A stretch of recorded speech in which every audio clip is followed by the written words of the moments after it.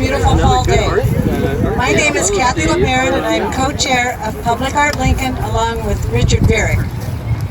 We are here today to celebrate the dedication of this beautiful sculpture by the late artist Fletcher Benton. Tilted Donut arrived in Lincoln almost 2 years ago, the first week of November of 2019. Due to weather at that time and then later COVID and the inability to gather, are the reasons why it has now been almost 2 years that we are here today to celebrate this dedication.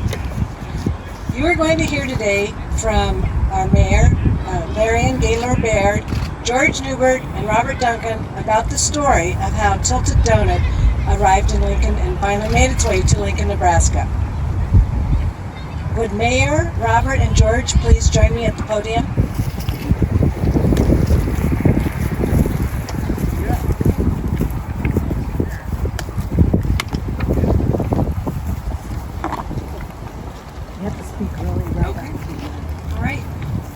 Good afternoon, everyone, and thank you so much for inviting me to be a part of this. And I want to acknowledge that Mayor Chris Beitler and Judy Beitler are here today for this wonderful celebration and had such a big role in making this day possible, so thank you both. It's just really a pleasure, first of all, just to be together and have beautiful weather to celebrate this incredible gift to our community. It's really an amazing location to be in Trago Park, which is just a very historic part of our city, a place where families and folks pedal by non-stop when it's nice out and even when it's not. And in the summer and on days like this, you can hear people playing basketball. You can hear the squeals of children on the spray ground in summer. This is a place that's rich and important in our community. It has an important history with the Malone Center right here on the border of the park. And this is where now we call home for Tilted Donut number 7. And it's a place where so many can see it and appreciate it and interact with it and get familiar with big and bold art. And this incredible work of Fletcher Benton is included in the incredible work of Fletcher Benton is included in public art collections around the world.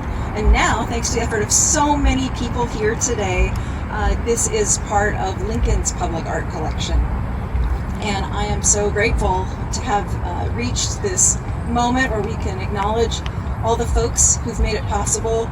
This is a real major milestone for us in Lincoln in our efforts to build a world-class public art collection. And none of this would have been possible, of course, without the artist and his family. And the family was so generous in donating Tilted Donut number 7 from Mr. Benton's estate. And that donation was facilitated, of course, by Robert Duncan and by George Neubert, so thank you both. You guys are public art heroes in our community, and I want to thank the Benton family as well, and many, many thanks to you and your families. Thanks as well to Public Art Lincoln and to Catherine and Mark LeBaron for their leadership, and to the board and all the amazing donors who have contributed to making public art more possible and accessible to the people of Lincoln. It's a monumental task, befitting a monumental structure. And thanks as well, of course, to the staff at Public Art Lincoln, to the Arts Council, to Lynn Johnson, the staff of the Parks and Rec Department. It was no easy task getting this set up. And finally, I want to thank the folks at the Malone Center, folks in this neighborhood, people who are patrons of Trago Park for welcoming Tilted Donut and making it a new home. We hope that this will be a source of pride and inspiration for years to come. Thank you so much.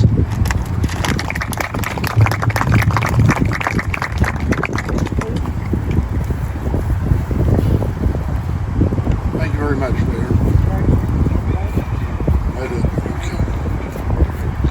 As the Mayor said, Fletcher Benton is a world-renowned sculptor who has created a body of work primarily of monumental steels constructions and seminal works of kinetic art.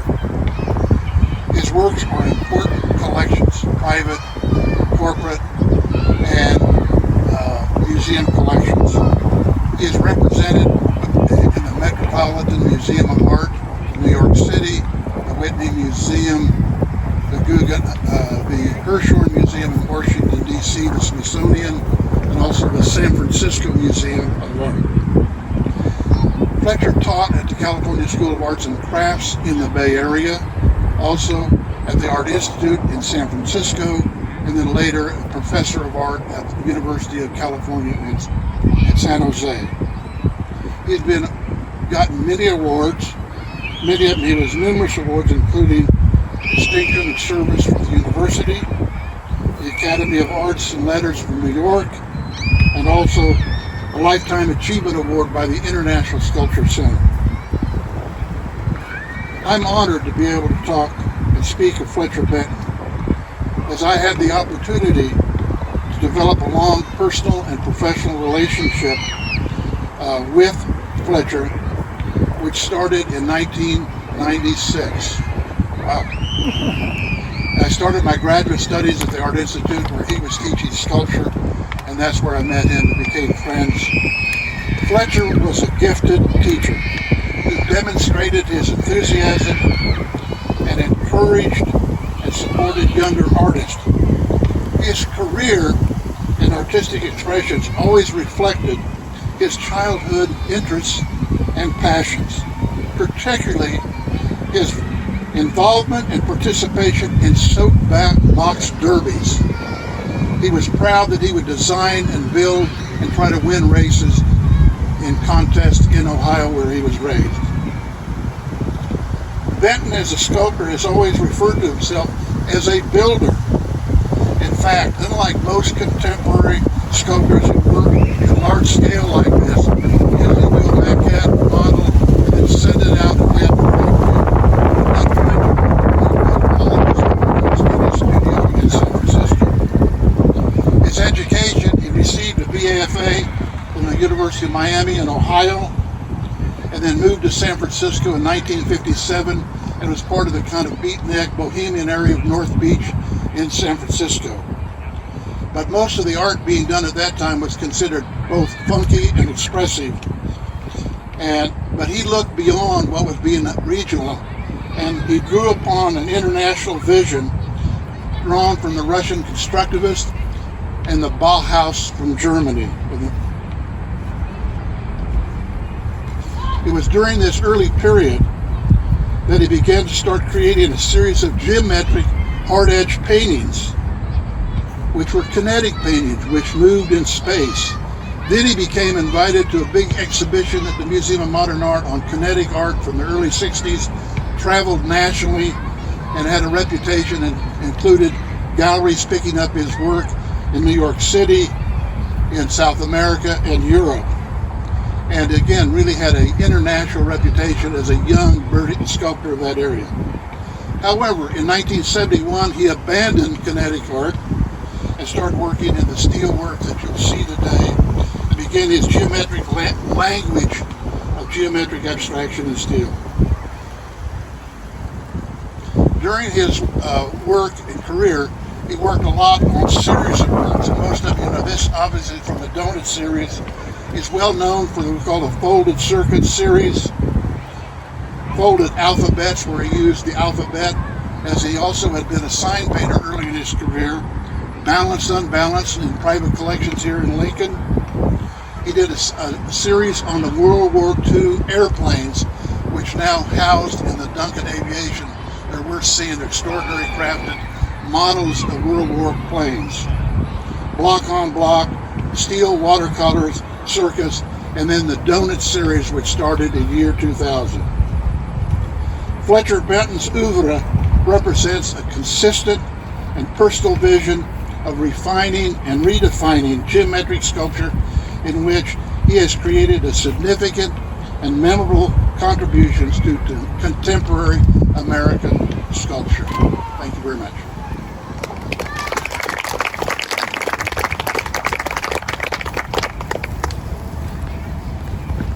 Thank you, George. Karen and I would not have known Fletcher Benton had it not been for George. We were introduced to the two of them by George. And by the way, before I get started, we talked about the children and the people engaging in this area. We drove by here the other day, and there were about 3 or 4 college boys clear up on top. I tried to circle them on quick enough to get a picture. I mean, I wasn't objecting to it. I thought it was really cool. Maybe if I were young, I'd do the same thing. Well, we love Fletcher's work, but more importantly, we love the two of them, Fletcher and Bobbie. Fletcher and I shared many interests: airplanes, automobiles, motorcycles, and of course sculpture. No wonder we liked each other. I'm going to talk just a little bit about his studio because it had such an impact on me. It was a multi-level studio in San Francisco, very modernist, very beautiful. It was not only beautiful, but it was warm and welcoming. Sculptures like Tilda Donut number 7 were always present on the lower level, along with a car that Fletcher raced. He was a total character. Upstairs, we discovered an entire room filled with small maquettes. He was continually playing with shapes and forms. Another room displayed the kinetic pieces, his first venture away from painting and into sculpture. Then there were the airplane pieces George has already mentioned, more than 50. Collaborating with a model builder, each had a different airplane hung in front of a painting that Fletcher had done. An exhibit of these is currently at the SAC Museum, and don't miss it. It's really, really worth seeing. It's on the second level, going back in the main hangar. I was just there to enjoy it again the other day. It's beautiful. And finally, in the studio, there was a large room for eating and drinking and relaxing. It was like a big home, but it was his studio. I remember Fletcher as a big man with an even bigger heart, and Bobbie was always there, critiquing his work, making suggestions, and welcoming friends. Johanna Hutchinson, executive director of the International Sculpture Center, expressed it this way: Fletcher was kind, caring, and had a true generosity of spirit that spread to all around him. Not only a great artist, he was also an advocate for other artists' rights, a champion of working artists, and an amazing person to work with. Supportive, caring, and generous are just a few words that come to mind when I think of Fletcher, but mostly I think of the word friend. Michael Roby, Fletcher's longtime studio manager, was another important key to Fletcher's success. Behind every great person is someone who makes everything work. It's been a true pleasure for me to know and work with Michael. Over several dinners with Bobbie and Michael, we hatched the idea of this piece coming to Lincoln. I'm so pleased and so proud to have such a magnificent sculpture as a part of Lincoln's growing public art collection. This piece truly is world class.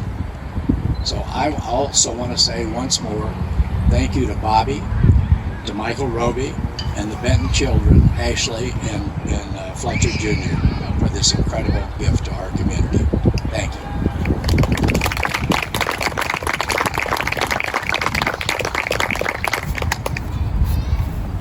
Do we have champagne or something? We have Donuts. donuts. We have ribbons so we can actually cut it if you would like. Well, it was great to hear the story of the history of Fletcher's career from George Neubert, and then the personal side coming from Robert and George as well, because as happens with these kind of relationships, it takes many years to develop a relationship with an artist and to gain their respect and gain the respect for yourself and what you're trying to accomplish. And I think that was very evident in the conversations that Robert had with Bobbie and Michael to convince him, which wasn't hard to convince him, that a piece of this stature belonged in Lincoln, Nebraska. So I wanted to say thank you to Mayor, to George and Robert for their comments. And I think this really concludes the formal part of our program. Please stick around and enjoy the piece. And donuts. We'd like the four of you to cut the ribbon if that's okay.